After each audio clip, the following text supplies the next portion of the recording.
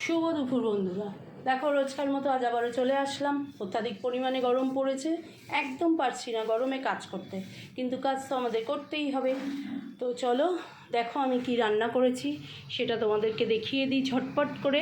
দেখো সাদা ভাত করেছি, এদিকে টক ডাল আছে আম দিয়ে, দাঁড়াও দেখাই, দেখো আম দিয়ে টকের ডাল করেছি, ঠিক আছে।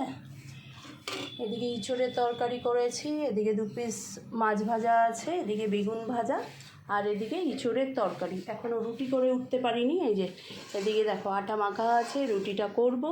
তো আজকে আমার লাঞ্চের মেনুতে এটাই আছে, ঠিক আছে।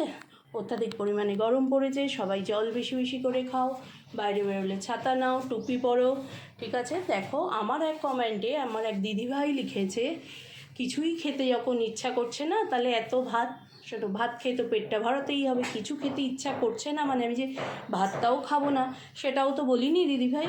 তো খেতে তো আমাকে হবেই, না খেয়ে থাকবো কী করে বলো? না খেলে কি সুস্থ থাকা যাবে? এমনি অত্যাধিক পরিমাণে গরম পড়েছে, যেটুকু দরকার সেটুকু তো খেতেই হবে।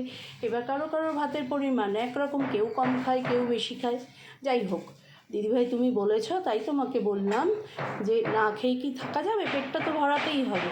তো চলো এখনকার মতো আসি, পরের আবার একটা ব্লগে নতুন কিছু নিয়ে আসবো। টাটা। আর যদি ভালো লাগে তাহলে একটু লাইক করো, একটু কমেন্ট করো, আসি তাহলে।